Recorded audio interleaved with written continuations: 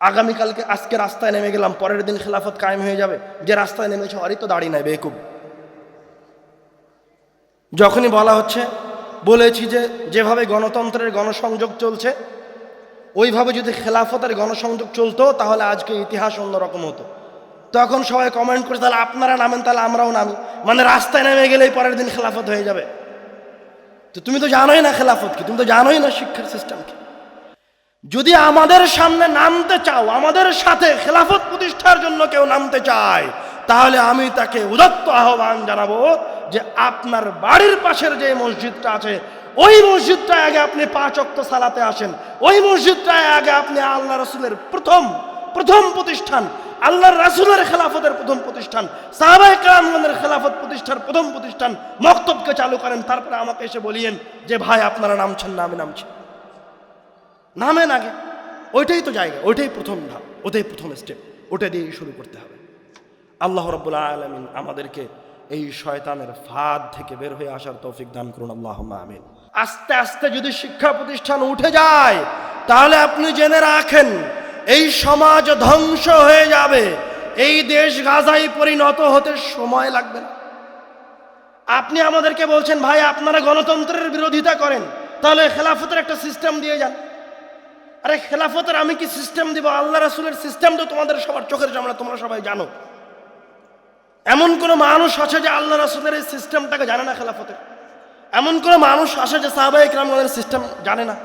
সাহাবায়ে কেরামগণ যখন যে দেশে গেছেন, যে এলাকায় গেছেন, তারা দেশ জয় করার জন্য যাননি, শিখাতে চেয়েছেন মানুষকে। যদি শাসক অনুমতি না দিয়েছে তখন তারা ওই এলাকায় যুদ্ধ করেছে, তারপরে মসজিদ নির্মাণ করে ওই মসজিদে পড়াশোনার ব্যবস্থা করেছে। মাকসাদ একটাই। এবং খেলাফত কোন মানে ইসলামী ব্যবস্থা, নিয়ম কানুন কোন শাসক প্রতিষ্ঠা করেনি। একটা মসজিদ একটা দেশে খেলাফত প্রতিষ্ঠা করেছে, একটা মক্তব, একটা মসজিদ ভিত্তিক প্রতিষ্ঠান একটা পৃথিবীতে খেলাফত প্রতিষ্ঠা করেছে। এই কথা কিয়ামত পর্যন্ত মিথ্যা থাকবে, এই কথা কিয়ামত পর্যন্ত ডাহা মিথ্যা থাকবে যে আগে ক্ষমতা নিয়ে তারপরে খেলাফত কায়েম করতে হবে। বরং এই উসুলেই ফিরে আসতে হবে, ওই জায়গাতেই ফিরে আসতে হবে যেই জায়গা থেকে আল্লাহর রাসূল শুরু করেছেন, তার সাহাবায়ে কেরামগণ শুরু করেছেন। এবং আমি দ্ব্যর্থহীন কণ্ঠে বলে যাচ্ছি, আমরা মক্তব এমনি এমনি শুরু করিনি। মক্তব আমাদের ব্যবসা নয়। মক্তবে নিজের টাকা খরচ করে এলাকায় এলাকায় গ্রামে গ্রামে যাই, মক্তব চালু আছে কিনা সেটা দেখার জন্য। কয়েকদিন আগে যে সমস্ত গরিব এলাকায় আমাদের টাকায় মক্তব পরিচালিত হয়, ওই মসজিদের বাচ্চাদেরকে কম্বল দেওয়ার জন্য নিজে গেছি। আপনি কি মনে করেন এমনি এমনি গেছি? যখন এই পৃথিবীর অবস্থা দেখে আমরা অবগত হয়েছি, তখন আমরা আবার এই মসজিদে ফিরে এসেছি যে এটাই আল্লাহর রাসূল সাল্লাল্লাহু আলাইহি ওয়াসাল্লামের পদ্ধতি খেলাফত প্রতিষ্ঠার জন্য। জেনে রাখেন ইনশাআল্লাহ এই দেশের এক একটা মক্তব, এই দেশের এক একটা মসজিদের মক্তব, এই দেশের খেলাফতের এক একটা স্তম্ভ হবে ইনশাআল্লাহ। এই দেশের এক একটা মক্তব থেকে, এই দেশের এক একটা মসজিদের শিক্ষা প্রতিষ্ঠান থেকে এই দেশের আনাচে কানাচে, এই দেশের প্রত্যেকটা ঘরে ঘরে বাড়িতে বাড়িতে আল্লাহ রাসূল সাল্লাল্লাহু আলাইহি ওয়াসাল্লামের পদ্ধতিতে দাওয়াত পৌঁছে যাবে ইনশাআল্লাহ। এবং এই দাওয়াত এবং এই শিক্ষা ব্যবস্থা যেভাবে আল্লাহর রাসূলকে একটা খেলাফত প্রতিষ্ঠায় নিয়ে এসেছিল, যেইভাবে মুসলমানদেরকে অর্ধ পৃথিবীর শাসক করে দিয়েছিল, ইনশাআল্লাহ এই মক্তব একদিন, এই মসজিদগুলি একদিন এই দেশে, এই পৃথিবীতে পুনরায় খেলাফত প্রতিষ্ঠা করতে সবচেয়ে বড় ভূমিকা পালন করবে ইনশাআল্লাহ। এটা হচ্ছে সময়ের বিষয়, এটা মাজলিসের আদব। এখানে আমি বক্তব্য দেওয়ার জন্য এসেছি, দার্স দেওয়ার জন্য এসেছি, আপনাকে গল্প শোনানোর জন্য আসেনি। আল্লাহ রাসূলের কথা শোনার একটা শিষ্টাচার, একটা আদব হচ্ছে বসে থেকে কথা শুনতে হবে। আল্লাহ রাসূল যখন কোনো কিছু বলতে গেছেন, সাহাবায়ে কেরামগণ বসে গেছেন। সাহাবী বলছেন, এমন ভাবে নিস্তব্ধ হয়ে আমরা বসে গেছি, কান্না আলা রুউসিনা তাইর, যে পাখি উড়তে থাকা পাখি আমাদেরকে জড় বস্তু মনে করে, পাথর মনে করে আমাদের মাথার উপর বসে যাবে। এতক্ষণ যাবত যে আব্দুর রহমান বিন আব্দুর রাজ্জাক ভাই আপনাদের সামনে শয়তানের কথা বললেন, ইবলিসের কথা বললেন, তো আপনি কি মনে করছেন ইবলিস আপনার সাথে নাই, আপনার পিছনে লেগে নাই? ব্যাপারটা কি? আপনি কি মনে করছেন আপনার পিছনে ইবলিস নাই, শয়তান নাই? বুঝলাম না। আপনার কি মনে হয় যে শয়তান ইহুদির পিছনে লেগে আছে? শয়তান কি খ্রিস্টানের পিছনে লেগে আছে? শয়তান কি নাস্তিকের পিছনে লেগে আছে? শয়তান কি কোনো মুশরিক পীর পূজারীর পিছনে লেগে আছে? আরে শয়তান ইহুদি খ্রিস্টান নাস্তিক মুশরিক পীর পূজারী, যে পথভ্রষ্ট, যারা দিন নাই, ওর পিছনে ঘুরে কি করবে? শয়তান হচ্ছে যে যত বড় মুত্তাকি, যে যত বেশি পরহেজগার, ওর পিছনে লেগে আছে। ওর পিছনে তত বেশি শয়তান লেগে আছে। আপনাকে কি দিয়ে বুঝাই? আধা ঘন্টা যাবত আব্দুর রহমান বিন আব্দুর রাজ্জাক আপনার সামনে ইবলিসের কথা বলে গেল, আপনি ইবলিসকে চিনলেন না। আপনার সাথে ইবলিস লেগে আছে, একটু দেখাই আপনাকে। আল্লাহ রাসূল বলছেন বাজারে ইবলিস থাকে। আরে আসার সময় দেখছি মানুষগুলো এখানে দাঁড়িয়ে থেকে জিলাপি কিনছে, বাদাম কিনছে। তো দেবীনগরের বাজার কি আগামীকালকে থেকে বন্ধ হয়ে যাবে? আগামীকালকে 144 ধারা জারি করা হবে বাদামের দোকানের ওপর। কথা বলেন না কেন? তো আজকেই কেন আপনাকে জিলাপি কেনার প্রয়োজন হলো, বাজারে দাঁড়ানোর প্রয়োজন হলো? আজকেই কেন আপনাকে বাজার বাজার রাস্তা রাস্তা ঘুরতে হচ্ছে? আপনাকে উদ্দেশ্য করে বলছি, যতদূর আমার মাইকের আওয়াজ যায়, যারা রাস্তায় দাঁড়িয়ে আছেন, যারা বাজার বাজার ঘুরছেন, আপনাদের সাথে শয়তান আছে। যারা বাজারে বসে জিলাপি খাচ্ছে, বাদাম খাচ্ছে, ওদের পিছনে শয়তান আছে। আর যারা এই জায়গায় বসে আছে, এখানে বসে থেকে আল্লাহ রাসূলের কথা শুনছে, রব্বুল আলামিনের কুরআনুল কারীমের আয়াতের অনুবাদ শুনছে, তাদের সাথে রব্বুল আলামিনের ফেরেশতারা আছে। সুবহানাল্লাহ। এটা মানুষ অনুভব করতে পারে না অন্তর দিয়ে, এটাই সমস্যা। জিলাপি যেমন দেখা যায়, ওই রকম যদি ফেরেশতাকে দেখা যেত, তো আপনি কখন সবাই এখানে এসে বসে থাকতেন, কেউ একটা কথা বলতেন না। কিন্তু ফেরেশতাকে তো দেখা যায় না। আমরা বলি যে আমরা আল্লাহর উপর বিশ্বাস স্থাপন করেছি, কিন্তু বাস্তবে মুনাফিকি করছি। বাস্তবে আপনি আল্লাহর উপর বিশ্বাস স্থাপন করেননি। আপনি যদি আল্লাহর উপর বিশ্বাস স্থাপন করতেন, তাহলে আপনি অন্তর দিয়ে অনুভব করতে পারতেন যে বাস্তবে আপনার সাথে ফেরেশতা আছে। শুধু ফেরেশতা নাই, আল্লাহ রাসূল সাল্লাল্লাহু আলাইহি ওয়াসাল্লাম বলছেন যে রব্বুল আলামিনের ফেরেশতাদের দল ঘুরতে থাকে। যখন আপনাদের মতো কিছু মানুষকে আল্লাহর রাসূল রব্বুল আলামিন এর কথা শ্রবণ অবস্থায় পান, রব্বুল আলামিনের জিকির অবস্থায় পান, তখন আপনাদেরকে নিয়ে গিয়ে রব্বুল আলামিনের সামনে পেশ করেন ফেরেশতারা। সুবহানাল্লাহ। এটা অন্তর দিয়ে অনুভব করার বিষয়। এখন আপনি কি মনে করছেন যে খালি যারা বাজারে আছে ওদের পিছনে শয়তান লেগে আছে, যারা এখানে বসে আছে ওদের পিছনে শয়তান নাই? এখানে শয়তান আছে। শয়তান আপনাদের পিছনে লেগে আছে যে আপনাকে একটা জিনিস থেকে অমনোযোগী করে দেবে। শয়তান আপনাদের পিছনে লেগে আছে যে আপনি যেন সামান্য একটু অমনোযোগী হয়ে যান। শয়তান শুধু আপনার পিছনে লেগে নাই, শয়তান আমার পিছনে লেগে আছে যে এখন নসিহত করছে ও একটা ভুল করুক। শয়তানকে চিনতে ভুল করেছেন, শয়তানকে চিনতে পারেননি। শয়তান আপনার কল্পনার চেয়ে খারাপ। কি দিয়ে বুঝাই শয়তান কত খারাপ? আপনি বারবার মনে হয় আদম আর হাওয়া আলাইহিস সালাতু ওয়াস সালামের গল্প শুনেছেন যে আদম আলাইহিস সালাম ভুল করেছে। আমি আপনাকে বলছি আদম আলাইহিস সালাম ভুল করেননি। বারবার যখন হুজুর সাহেব আপনাকে আদম আর হাওয়ার কথা শুনিয়েছে, তখন আপনি মনে করেছেন, এই গল্পটাকে আপনি এইভাবে নিয়েছেন যে আমাদের পিতা আদম যখন ভুল করেছে তখন আমরাও ভুল করব। গল্পটা আপনি এই জন্য গ্রহণ করে ভুল করেছেন। গল্পটা এই জন্য নয়। আপনি কিভাবে মনে করেন যে একজন নবী যাকে আল্লাহ নিজে হাতে বানালেন সে ভুল করতে পারে? আরে অত্র এলাকার আপনি তো এখানে উপস্থিত হয়েছেন, যে লোকটা এখানে উপস্থিত হয়নি সবচেয়ে খারাপ মুসলমান যেটা, ওকে গিয়ে আপনি বলেন তো যে তুই আল্লাহকে একটা গালি দে, তোকে 5 লাখ টাকা দিব, দেয় কিনা দেখেন? দিবে না। সবচেয়ে খারাপ লোকটাকে গিয়ে বলেন যে তুই আল্লাহ রাসূলকে একটা গালি দে, তো দিবে না। ও আল্লাহকে গালি দিবে না, আল্লাহ রাসূলকে গালি দিবে না। তা আপনি কিভাবে মনে করলেন যে আদম আলাইহিস সালাম রব্বুল আলামিনের নাফরমানি করলেন? আরে আদম আলাইহিস সালামের এই ঘটনা আপনার জন্য সবচেয়ে বড় শিক্ষা। ভুল বুঝেছেন। আপনি দেখেন এই জায়গায়, এই গল্পে দেখেন যে শয়তান কতটা ভয়ঙ্কর, কতটা খারাপ, কতটা নিকৃষ্ট, আপনার কল্পনার বাহিরে। রব্বুল আলামিন এই ঘটনা সূরা বাকারায় বলেছেন, সূরা সাদে বলেছেন, সূরা কফে বলেছেন, কুরআনুল কারীমের অসংখ্য সূরায় অগণিতবার বলেছেন। আপনাকে সংক্ষিপ্ত আকারে বলছি। আদম আর হাওয়া তাদের সামনে এসে শয়তান বলছে, ইন্নী লাকুমা লামিনান নাসিহিন। রব্বুল আলামিন কুরআনুল কারীমে বলছেন যে শয়তান আদম আর হাওয়ার সামনে এসে বলছে, ইন্নী নিশ্চয় আমি, শয়তান বলছে ইন্নী নিশ্চয় আমি, লাকুমা তোমাদের দুইজনের জন্য, লামিনান নাসিহিন অবশ্যই উপদেশদাতা।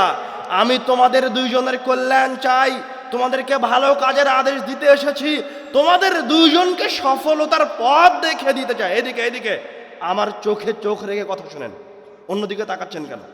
একবারে আমার চোখে চোখ রেখে কথা শুনবেন, ওইদিকে অন্যদিকে তাকাবেন না। এখন আপনি শয়তানের কথাই শুনছেন। চিন্তা করতে পারেন, শয়তান এসে যাকে রব্বুল আলামিন নিজে হাতে বানালেন তাকে বলছে, ইন্নী নিশ্চয় আমি, লাকুমা তোমাদের দুইজনের জন্য, লামিনান নাসিহিন অবশ্যই উপদেশদাতা। শুধু তাই নয়, রব্বুল আলামিন বলছেন ওয়াকাসামাহুমা, শয়তান আদম আর হাওয়ার সামনে এসে বলছে কসম করে, কাসামাহুমা আমি আল্লাহর কসম করে বলছি যে আমি তোমাদের দুইজনের কল্যাণ চাই, তোমাদের দুইজনের ভালো করতে এসেছি। চিন্তা করতে পারেন, শয়তানে হবে সে আদম আর হাওয়াকে বলছে। তো মানুষের একটা ফিতরাত, যখন মানুষের সামনে একটা খারাপ জিনিসকেও ভালো হিসেবে উপস্থাপন করা হয়, বারবার বলা হয়, তখন ওটা তার কাছে স্বাভাবিক হয়ে যায়।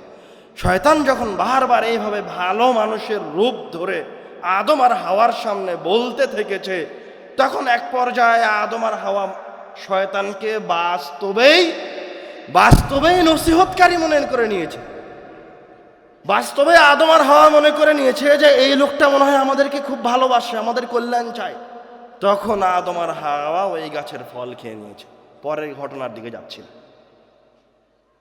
এই ঘটনা বলে আমি আপনাকে বলতে চাই যে আদম আর হাওয়ার সামনে যদি শয়তান এসে নসিহা করতে পারে, উপদেশ দিতে পারে, ভালো মানুষ সেজে আসতে পারে, তো আপনার সামনে আসতে পারে না? কথা বলেন না কেন? আপনার সামনে আসতে পারে না? আরে আপনার সামনে আসতে পারে না নয়, এই দেশে এই মাটিতে যারা ভালো কাজের কথা বলছে, যারা রব্বুল আলামিনের কোরআনের তাফসীর করছে, যারা রব্বুল আলামিনের রাসূলের মহাব্বতের কথা বলছে, এদের শতকরা 99.5% শয়তানের অনুসারী। এরা শয়তানের বেশ ধরে এসে আপনাদেরকে নসিহা করছে। আবার এমনও হতে পারে যে ও বাস্তবে মানুষ নয়, ও নিজে শয়তান, আলখেল্লা পড়ে, বড় চুল আর সুন্নাতি দাড়ি আর আপনার নূরের মতো চেহারা, এসে আপনাদের সামনে নসিহত করছে, রব্বুল আলামিনের আর আল্লাহ রাসূলের ভালোবাসার দিকে ডাকছে। এখন দেশের সাধারণ মানুষ তো কিছু বুঝে না, হুজুর বলছে তার মানে ঠিক। যে দরুদের ফজিলতের কথা বলছিলাম, যে দরুদের এত ফজিলত আছে, মনের যে কোনো আশাকে পূরণ করা সম্ভব। শুধু তাই নয়, আল্লাহ রাসূল বলছেন কেউ যদি একবার দরুদ পাঠ করে তাহলে তার 10টা গুনাহ মাফ হয়ে যাবে। সুবহানাল্লাহ। তার আমলনামায় 10টা নেকি লিপিবদ্ধ করা হবে। সুবহানাল্লাহ। তার উপর 10 বার রহমত বর্ষিত হবে। সুবহানাল্লাহ। তার মর্যাদাকে 10 স্তর উপরে উঠিয়ে দেওয়া হবে। সুবহানাল্লাহ। একবার দরুদ পাঠ করে। তো আপনি কি মনে করছেন এইরকম একটা শ্রেষ্ঠ ইবাদত, যেখানে রব্বুল আলামিনের শ্রেষ্ঠ বান্দা আল্লাহ রাসূল সাল্লাল্লাহু আলাইহি ওয়াসাল্লামের প্রতি ভালোবাসা নিহিত আছে, সেই জায়গা থেকে শয়তান আপনাদেরকে সরাবে না? আপনার কি মনে হয় যে শয়তান আপনাদেরকে দরুদ পড়া থেকে বাধা দিবে না? এরকম কি মনে হয়? শয়তান বাধা দিবে, আপনাকে দরুদ পাঠ করতে দিবে না শয়তান। এটা হলো প্রথম। একদল মানুষ মুসলমান হওয়ার পরেও আল্লাহ রাসূলের উপর দরুদ পাঠ করতে পারবে না, দরুদ পাঠ করা থেকে মাহরুম হবে, গেল একটা। দ্বিতীয়ত, একদল মানুষ আল্লাহ রাসূলকে ভালোবাসে, দরুদ পাঠ করতে চাইবে, তো এখন তাদেরকে কিভাবে শয়তান পথভ্রষ্ট করবে? তাদের জন্য শয়তানের পদক্ষেপ আছে। তো শয়তান দরুদকে পরিবর্তন করে দিয়েছে, যেন কিছু মানুষকে যারা দরুদ পাঠ করতে চায়, আল্লাহ রাসূলের প্রতি ভালোবাসা দেখাতে চায়, ও যেন সঠিকভাবে দরুদ না পাঠ করতে পারে। সেটা কিভাবে? আমাদের দেশের অধিকাংশ মানুষই দরুদ পাঠ করার সময় বলবে আল্লাহুম্মা সাল্লি আলা সাইয়্যিদিনা মাওলানা মুহাম্মদ। অথচ দরুদ কি? আল্লাহুম্মা সাল্লি আলা মুহাম্মদ ওয়া আলা আলি মুহাম্মদ। দরুদ ইব্রাহিমে মুখস্থ আছে আপনাদের? চেহারা দেখে কোনো রিয়াকশন বোঝা যায় না, কথা বুঝতে পারছেন না পারছেন না, আমি তো বুঝতে পারছি না। কথা কি বোঝা যায়? সর্বশ্রেষ্ঠ দরুদ কি? দরুদে ইব্রাহিমি। ভালো করে মনোযোগ দিয়ে শুনেন। এই দরুদে ইব্রাহিমি থেকেও শয়তান আপনাকে সরাতে চায়, আর যারা পড়তে চায় তাদেরকে ভুল করাতে চায়। এই জায়গায় একদল মানুষ বলছে আল্লাহুম্মা সাল্লি আলা সাইয়্যিদিনা মাওলানা মুহাম্মদ। সাইয়্যিদিনা মাওলানা এই দুইটা শব্দ খারাপ নয়। সাইয়্যিদিনা শব্দের অর্থ হচ্ছে আমাদের সর্দার। আরে আল্লাহ রাসূল তো পুরো জাহানের সর্দার, নবী রাসূলের সর্দার, উনি বাস্তবেই সর্দার। মাওলানা, সাইয়্যিদিনা মাওলানা, মাওলানা মানে হচ্ছে ওয়াকিল, অভিভাবক। তো আল্লাহ রাসূলকে আমরা অভিভাবকও ধরে নিচ্ছি, তার শাফাত ছাড়া কিয়ামতের দিন বিচার শুরু হবে না। শব্দ দুটা খারাপ নয়, শব্দ দুটিতে আল্লাহ রাসূলের প্রতি ভালোবাসা প্রকাশ পায়। তাহলে দরুদ ভুল হলো কিভাবে? আল্লাহ রাসূলকে অপমান হলো কিভাবে? আপনি তো সহিহ জয়ীফ বাছাই করতে জানেন না, আমরা তো ভুল খারাপ মন্দ মানে ইবাদত মানেই ভালো, ইবাদত মানেই ভালো, ইবাদতই তো করছি, অন্য কিছু তো করিনি। আমাদের কাছে তো জয়ীফ জাল আর সহির মাঝে পার্থক্য করার সক্ষমতা নাই, আমরা তো মূর্খ মানুষ। অতটুকু অন্তত এতটুকু জেনে রাখেন, এতটুকু তো জিজ্ঞাসা করতে পারেন, এতটুকু তো বিবেকে নিয়ে আসতে পারেন যে এই দরুদে যদি সাইয়্যিদিনা মাওলানার সরিষা সমপরিমাণ প্রয়োজনীয়তা থাকতো, চুল সমপরিমাণ দরকার থাকতো, তাহলে সবার আগে সাইয়্যিদিনা মাওলানা এই শব্দ দুটা দরুদে পাঠ করতেন আমার রাসূল সাল্লাল্লাহু আলাইহি ওয়াসাল্লাম এবং তার সাহাবায়ে কেরামগণ। আর যদি আপনি বলেন যে এই শব্দ দুটা ভালো, আল্লাহুম্মা সাল্লি আলা মুহাম্মদ বাক্য শুনতে সরাসরি মুহাম্মদ সাল্লাল্লাহু আলাইহি ওয়াসাল্লামের নাম নিতে আমার কাছে কেমন কেমন লাগছে, বাক্যটা সুন্দর করার জন্য, আরও সাহিত্যিক মান উন্নয়ন করার জন্য সাইয়্যিদিনা মাওলানা বললে ভালো লাগে, তাহলে আমি আবারও বলছি শুনেন। দ্বিতীয় কথা, আপনার হুজুর বড় বিদ্বান হতে পারে, বড় আলেম হতে পারে, আল্লামাতুদ্দাহার হতে পারে, কিয়ামত পর্যন্ত যত বিদ্বান যত বড় সাহিত্যিক আসুক না কেন, আল্লাহর রাসূল এবং তার সাহাবীদের চাইতে কিয়ামত পর্যন্ত বড় সাহিত্যিক কোনোদিন আসবে না। যদি ওই বাক্যে সাহিত্যের সৌন্দর্যতার কারণে সাইয়্যিদিনা মাওলানার সরিষা সমপরিমাণ প্রয়োজন থাকতো, তো সবার আগে আল্লাহ রাসূল এবং সাহাবায়ে কেরামগণ বলতেন। সুতরাং এই বাক্যের সরিষা সমপরিমাণ প্রয়োজন নাই। ও মিথ্যা কথা বলছে, ও শয়তানের অনুসারী, হয় জেনে শুনে শয়তানের অনুসরণ করছে, নয়তো তার অজান্তেই শয়তানের অনুসরণ করছে।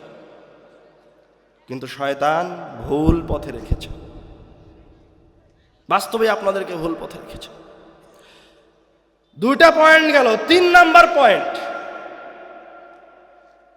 আপনার হুজুর বড় জাকের হতে পারে, আপনার হুজুর রব্বুল আলামিনের শ্রেষ্ঠ বান্দা হতে পারে। আমি মেনে নিলাম আপনার হুজুর সাহেব কোনো সময় মসজিদ থেকেই বের হয় না, লম্বা তাসবিহ আছে, সারাদিন সুবহানাল্লাহ আলহামদুলিল্লাহ পড়ছে, অন্য কোনো কাজ করে না। মেনে নিলাম আপনার হুজুর সবচেয়ে বড় ইবাদত গুজার, কিন্তু কিয়ামত পর্যন্ত আল্লাহর রাসূলের চেয়ে বড় কোনো ইবাদত গুজার আসবে না, আসতে পারে না, অসম্ভব। সাহাবায়ে কেরামগণের চেয়ে বড় ইবাদত গুজার কিয়ামত পর্যন্ত আসতে পারে না, আসবে না।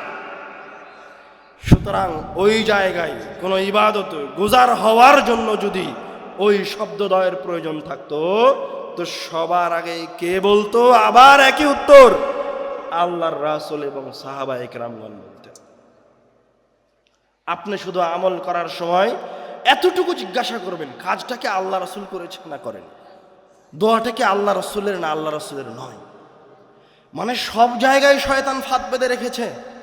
মানে হুজুরের কথা বললাম এই জন্য আপনি খুব খুশি নাকি? মানে আপনার কোনো ভুল নাই? একটু আগে একজন এসে আব্দুল্লাহ ভাইকে বলছে যে একটু মক্তবের কথা বলবেন। বুঝলাম না মক্তবের কথা কেন বলা লাগবে, মক্তবের কথা কেন বলা লাগবে? অত্র এলাকায় কতগুলি প্রাইমারি আছে, কতগুলি কেজি স্কুল আছে, কতগুলি কলেজ আছে, আনুমানিক কতগুলি হতে পারে? কয়টা হবে আনুমানিক বলেন তো? 23টা প্রাইমারি আছে। কয়টা মক্তব আছে? 23টা হবে? 23টা শুধু প্রাইমারি আছে।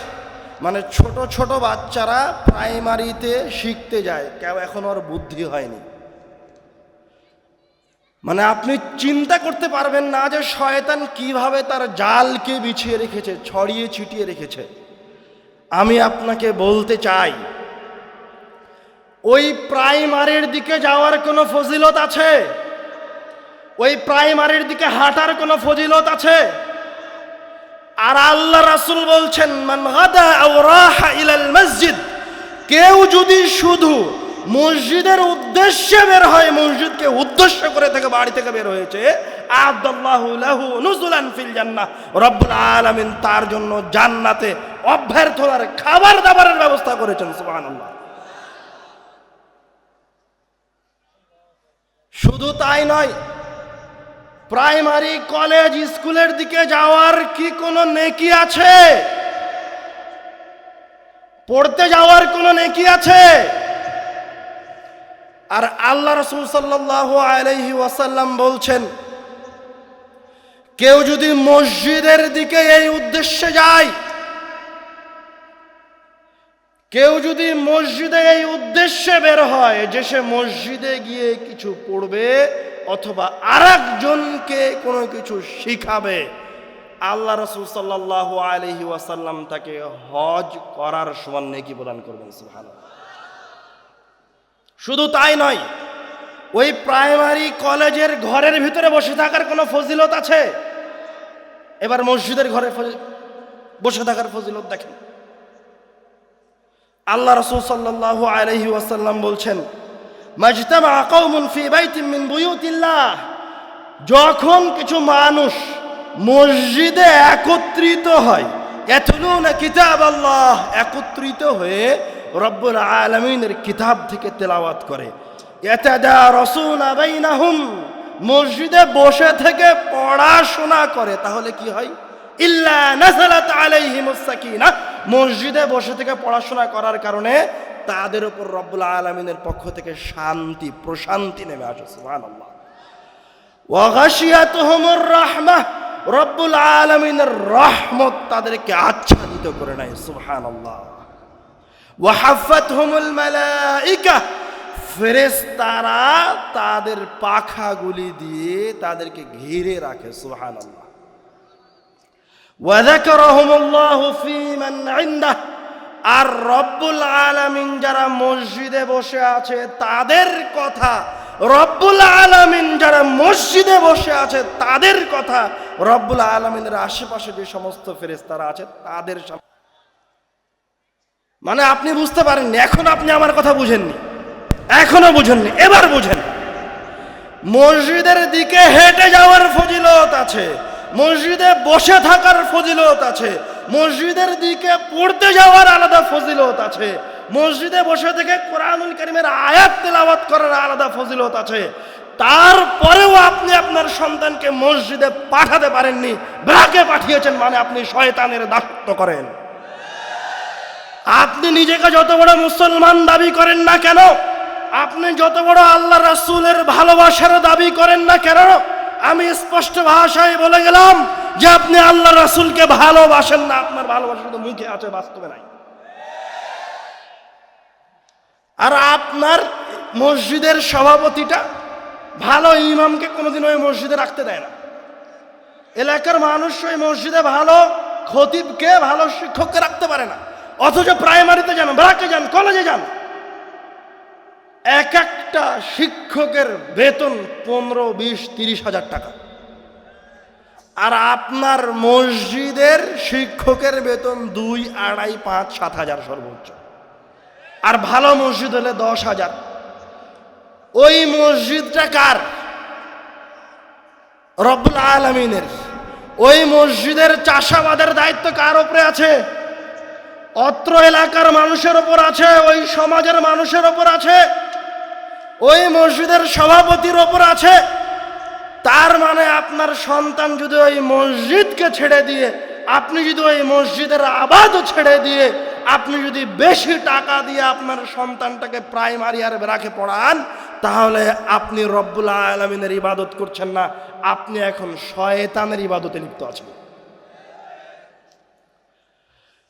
আপনারা তো মনে করছেন আমি ভালো, সবই ভালো চলছে, কিন্তু শয়তান কিভাবে ফাঁদ পেতে রেখেছে প্রত্যেকটা পদে পদে, প্রত্যেকটা জায়গায় জায়গায়, যেই দিকে তাকাবেন ওই দিকেই শয়তানের ফাঁদ,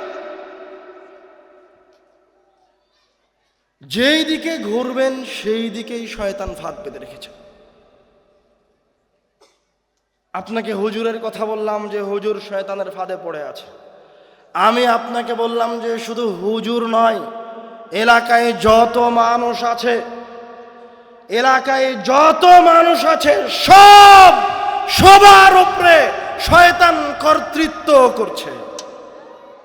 শয়তান যদি আপনাদের উপর কর্তৃত্ব না করত, শয়তানের দাসত্ব যদি আপনি না করতেন, তাহলে আপনার পাড়ার মসজিদে, আপনার এলাকার মসজিদের ইমামের বেতন সবচেয়ে বেশি হতো।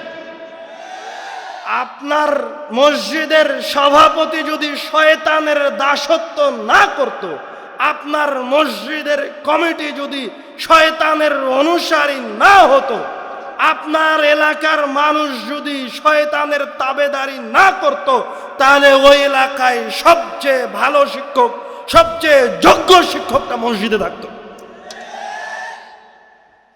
পুরো সিস্টেমকে উল্টিয়ে দেওয়া হয়েছে, জায়গায় জায়গায় শয়তানকে সেট করে দেওয়া হয়েছে। ওই যে সেকুলারিজমের উপর লম্বা আলোচনা আছে, আপনারা একবার শুনে দেখিয়েন, আমার আছে, আব্দুল্লাহ ভাইয়ের আছে, কিভাবে শয়তান ফাঁদ পেতে রেখেছে। আপনারা তো বিশ্বাস করতে চান না যে আপনার সাথে ফেরেশতা আছে। আমি বলার পরেও এখনো আপনি পাবেন কেউ না কেউ বাজারে দাঁড়িয়ে আছে, বলার পরেও, কেননা ও বিশ্বাস করে না যে বাস্তবে এই জায়গায় ফেরেশতা আছে। কি দিয়ে আপনাকে বিশ্বাস করাই? বদরের যুদ্ধে সাহাবায়ে কেরামগণ 300 জন, আর কাফের মুশরিকেরা 1000। উহুদের যুদ্ধে সাহাবায়ে কেরামগণ 700 জন, আর কাফের মুশরিকেরা 3000। খন্দকের যুদ্ধে আল্লাহ রাসূল এবং তার সাহাবায়ে কেরামগণ মদিনার ভিতরে আবদ্ধ ঘিরে রেখেছে। কারা ঘিরে রেখেছে? পুরো আরববাসী মুশরিকরা একত্রিত হয়েছে যে মুহাম্মাদের নামকে মিটিয়ে দিতে হবে। প্রায় 10,000 সশস্ত্র সৈন্য মদিনাকে ঘেরাও করে আছে। শুধু মদিনা ঘেরাও করে নাই, মদিনার ভিতরে প্রায় 300 বা ততোধিক ইহুদি গাদ্দার অবস্থান করছে। শুধু তাই নয়, মুতার যুদ্ধে 2 থেকে 3,000 সাহাবী যুদ্ধের জন্য বের হয়েছে। যাদের সাথে যুদ্ধ গেছে তারা তৎকালীন সময়ের পরাশক্তি রোমা। প্রায় 2 লক্ষ বাহিনী 3,000 বাহিনীর সামনে দাঁড়িয়ে আছে যুদ্ধ করার জন্য। আপনি কি মনে করছেন যে এই সমস্ত যুদ্ধ ওই 3,000 মানুষ, 1,000 মানুষ, 300 জন মানুষ করেছে? আপনার কি মনে হয় যে ওইগুলি তাদের শক্তি দিয়ে জয় করা? এগুলি তাদের শক্তি দিয়ে জয় করা নয়। তাহলে এই জয়গুলি কিভাবে এসেছে? এই জয়গুলি এসেছে তাদের পা থেকে নিয়ে মাথা পর্যন্ত আল্লাহর রাসূলের সুন্নাত দিয়ে ঢাকা ছিল। তারা ছিল শিক্ষিত মুসলমান। যখন বিপদে পড়ে গেছে 300 জন সাহাবী, গিয়ে দেখে সামনে 1,000 কাফের, তখন রব্বুল আলামিনের শ্রেষ্ঠ বান্দাগণ, আল্লাহ রাসূলের শ্রেষ্ঠ সঙ্গী সাথীগণ, যারা সুন্নাতের অনুসারী, চেহারা দেখলে মনে হয় এটা আল্লাহ রাসূল দাঁড়িয়ে আছে, এই রকম সুন্নাতের অনুসারীরা যখন রব্বুল আলামিনকে ডেকেছে, ইল তাস্তাগীসুনা রাব্বাকুম, রব্বুল আলামিন বলছেন যে যখন তোমরা আমাকে ডেকেছিলে, সাহায্য চেয়েছিলে, তখন আমি আল্লাহ তোমাদের ডাকে সাড়া দিয়ে 1,000 ফেরেশতাকে এই যুদ্ধের ময়দানে পাঠিয়ে দিয়েছে। সুবহানাল্লাহ। সাহাবায়ে কিরামগণ বলছেন তরবারি বের করেছি মারার জন্য, মারার আগেই দেখে গলা কেটে পড়ে গেল। তো কে মারলো তাকে? আল্লাহ রাসূল বলছেন ওটা ফেরেশতা ছিল। আমাদের বিশ্বাস নাই, আমরা আল্লাহ রাসূলের অনুসরণ করি না, আমরা ধোঁকাবাজ, আমরা মিথ্যুক, আমরা প্রতারক। কষ্ট হলেও এটা মেনে নিতে হবে। পুরা মুসলিম উম্মাহ রব্বুল আলামিনের সাথে ধোঁকাবাজিতে লিপ্ত। পুরা মুসলিম উম্মাহ আল্লাহর রাসূলের অপমানে লিপ্ত। আমি নিজে সশরীরে 2 বছরের অধিক সময় গাজাবাসীদের জন্য ত্রাণ বিতরণ করেছি। আমার নিজে দেখা, যাদেরকে আমি ত্রাণ দিয়েছি, যারা এই পৃথিবীতে সবচেয়ে কঠিন সময় অতিবাহিত করছে, মনোযোগ দিয়ে শুনেন, এটা শেষ কথা, আমাদের বাস্তব শিক্ষা উপস্থিত আপনাদের চোখের সামনে। খবরদার কেউ কথা বলবেন না, এই যে এইদিকে কেউ কথা বলবেন না, খবরদার। যাদের কাছে, যারা সবচেয়ে অসহায় অবস্থার মধ্যে দিয়ে দিন পার করছে, ওদের যে সমস্ত নারী পুরুষগুলি সহযোগিতা নিতে এসেছে, মহিলা মানুষের মাঝে খুব বেশি হলে 2-3 জন মহিলাকে পেয়েছি যারা পা থেকে মাথা পর্যন্ত আল্লাহ রাসূলের অনুসারী। বাকি কেউ আল্লাহ রাসূলের হুবহু অনুসরণ করে না। আর পুরুষ মানুষের মাঝে আমার মনে পড়ে না যে একজন পুরুষ মানুষকে পেয়েছি যার পা থেকে নেয় মাথা পর্যন্ত আল্লাহর রাসূল সাল্লাল্লাহু আলাইহি ওয়াসাল্লামের সুন্নাতে ঢাকা। বরং কষ্টদায়ক হলেও আপনাদের সামনে আমার এই অভিজ্ঞতা শেয়ার করতে হচ্ছে শিক্ষা হিসেবে, আমাদের জন্য শিক্ষণীয় হিসেবে।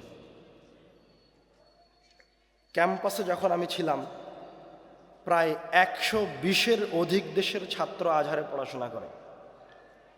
তো যারা সবচাইতে নিম্নমানের জীবনযাপন করে ইসলামিক ধারার,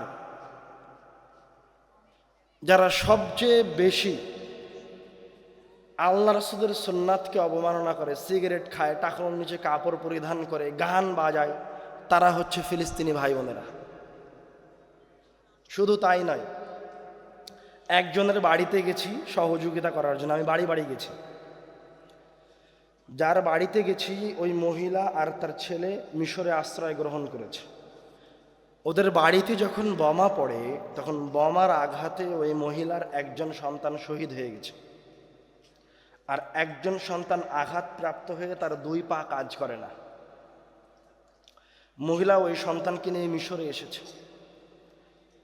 কল্পনা করতে পারবেন না, যার নিজের ভাই শহীদ হয়ে গেছে, যার নিজের সন্তান শহীদ হয়ে গেছে, ওই ছেলেটার চুল, ওই ছেলেটার হাতে একটা ব্রেসলাইট। তো আমি জিজ্ঞাসা করলাম যে তোমার এই অবস্থা কেন? তো প্রথমে ছেলেটা মিথ্যা কথা বললো যে এই জায়গায় আঘাত লেগেছিল, এই কারণে চুলটা কাটা। তো আমি দেখে বুঝতে পারছি যে চুলটা চাছা আছে ব্লেড দিয়ে। তখন আর আম্মাকে জিজ্ঞাসা করলাম, তখন আর আম্মা হাসতে হাসতে বলছে যে মিথ্যা কথা বলছে, অথচ তার অর্ধেক পঙ্গু। কল্পনা করতে পারেন আপনি? মানে এই রকম বিপদে থাকার পরেও তারা জানে না যে কিভাবে আবারও সফলতা নিয়ে আসব, কিভাবে ফিরে যাব। তার মানে এই নয় যে তারা সবাই মুশরিক, তারা আমাদের চাইতে বেশি ভালোভাবে জানে যে রব্বুল আলামিন এক, অদ্বিতীয়। কিন্তু তাদের উপর সাহায্য নাই কেন? সাহায্য এই জন্য নাই, এটা আরো বড় অপরাধ, এটা আরো জঘন্য অপরাধ যে আপনি এখনই বলছেন যে আমি আল্লাহ রাসূলকে ভালোবাসি, ভালোবাসি বলে তার 10 মিনিট পরে আপনি ক্লিন সেভ করেছেন। নাউযুবিল্লাহ মিন যালিক। মানে আপনার কথাটা যেন আল্লাহর রাসূলের বুকে ছুরি চালিয়ে দেওয়া। তো এই কথা বলার প্রয়োজন ছিল না যে আপনি আল্লাহ রাসূলকে ভালোবাসেন। আপনি বলছেন আল্লাহ এক, অদ্বিতীয়, আল্লাহ ছাড়া কারোর ইবাদত করি না, আল্লাহ ছাড়া কারো ইবাদত করি না, এই কথা বলে, আল্লাহর দাসত্বের কথা বলে আপনি মসজিদে উপস্থিত হলেন না 5 ওয়াক্ত সালাতের 1 ওয়াক্ত সালাতে। তার মানে বাস্তবে আপনি কার কার ইবাদতে লিপ্ত? কি করছেন আপনি? কোথায় আপনার অবস্থান? আগামীকালকে যদি যারা যুদ্ধ করছে, যারা গাজায় ফিলিস্তিনে অবস্থান করছে, তারা সবাই যদি ভালো হয়ে যায়, আল্লাহ রাসূলের সুন্নাতে ফিরে আসে, রব্বুল আলামিনের অবয়বটা যদি তারা গ্রহণ করে, তারপরে যুদ্ধের মাঠে যায়, তো রব্বুল আলামিনের দাসত্বের কারণে তাদের ওই ভাঙাচুরা অস্ত্র দিয়েই রব্বুল আলামিন তাদেরকে জয় দিয়ে দিবেন। যেইভাবে জয় দিয়েছেন বদরের যুদ্ধে, উহুদের যুদ্ধে, খন্দকের যুদ্ধে, মুতার যুদ্ধে। কিন্তু দূরে চলে এসেছেন, আপনার প্যান্টটা টাকনোর নিচে, আপনার মুখ ক্লিন সেভ করা, আর আপনি আল্লাহ আল্লাহ বলে চিৎকার করছেন। তো আপনি কি মনে করছেন আল্লাহর রহমত আপনার উপর অবতীর্ণ হবে? অথচ আপনি জানেন এটা অন্যায়, অবতীর্ণ হবে না। আজকে বাংলাদেশ যে অবস্থায় আছে, এই অবস্থায় এই জন্য আছে যে আজও বাংলাদেশের কিছু মানুষ রব্বুল আলামিনের ইবাদত করে, পরহেজগারিতা অবলম্বন করে, আল্লাহ রাসূলের সুন্নাত তাদের মাঝে আছে। আগামীকালকে যদি এই অবস্থার পরিবর্তন হয়, অত্র এলাকার সব মানুষ যদি সুদ ঘুষে লিপ্ত হয়ে যায়, সবাই যদি দাড়ি কেটে ফেলে, সবাই যদি টাকনোর নিচে কাপড় পরিধান করে, প্রতিষ্ঠানগুলি যদি বন্ধ হয়ে যায়, মসজিদগুলি যদি শুধু সালাতের জন্য খোলা হয় আর শিক্ষা ব্যবস্থা বন্ধ করে দেওয়া হয়, তাহলে পরের দিন বাংলাদেশ গাজায় রূপান্তরিত হবে, এতে কোনো সন্দেহ নাই। পরের দিন আগামীকালকে যদি বাংলাদেশের সকল মানুষ আল্লাহ রাসূল সাল্লাল্লাহু আলাইহি ওয়াসাল্লামের সুন্নাতকে গ্রহণ করে, সবাই যদি সুদ, ঘুষ, জুয়া, অন্যায়কে ছেড়ে দেয়, তো পরের দিন আজ বাংলাদেশে যত সমস্যা আছে সব সমস্যাকে রব্বুল আলামিন তুলে নেবেন। সুবহানাল্লাহ। এটা হাকিকত। এটাকে আপনি কেন অবিশ্বাস করছেন? এটা বাস্তবতা, এটা ইতিহাসে প্রমাণিত। আল্লাহর রাসূল বলেছেন। যেহেতু আমি এই ঘটনা বলে গেলাম, যদি একটা দলিল না দিয়ে যাই তাহলে কেউ হয়তো বলবে যে আব্দুর রহিম ভাই ভুল বলছে, একটা দলিলও দিয়ে যাই লাস্ট। আল্লাহ রাসূল সাল্লাল্লাহু আলাইহি ওয়াসাল্লাম বলছেন, ইন্নাল্লাহা ইয়ারফাউ বিহাযাল কিতাবি আকওয়ামান ওয়া ইয়াদউ বিহি আখারিন। হাদিসের প্রথম অংশের সাথে আপনি বহুদিন থেকে পরিচিত। ইন্নাল্লাহা ইয়ারফাউ বিহাযাল কিতাবি আকওয়ামান, রব্বুল আলামিন এই কোরআনুল কারীমের মাধ্যমে একটা জাতিকে সম্মানিত করেন, প্রাচুর্যতার শীর্ষে পৌঁছে দেন, আধুনিকতার শীর্ষে পৌঁছে দেন, সকল নিয়ামত ঢেলে দেন এই কোরআনুল কারীমের মাধ্যমে। এই জায়গায় কি সবাই এক না? সবাই এই বাক্যটা বুঝেন? আবার এই হাদিসের শেষে আল্লাহ রাসূল সাল্লাল্লাহু আলাইহি ওয়াসাল্লাম বলছেন, ওয়া ইয়াদউ বিহি আখারিন, আর এই কিতাবটাকে দিয়েই রব্বুল আলামিন একটা জাতিকে ধ্বংস করে দেন, নিচে নামিয়ে দেন। চিন্তা করতে পারেন?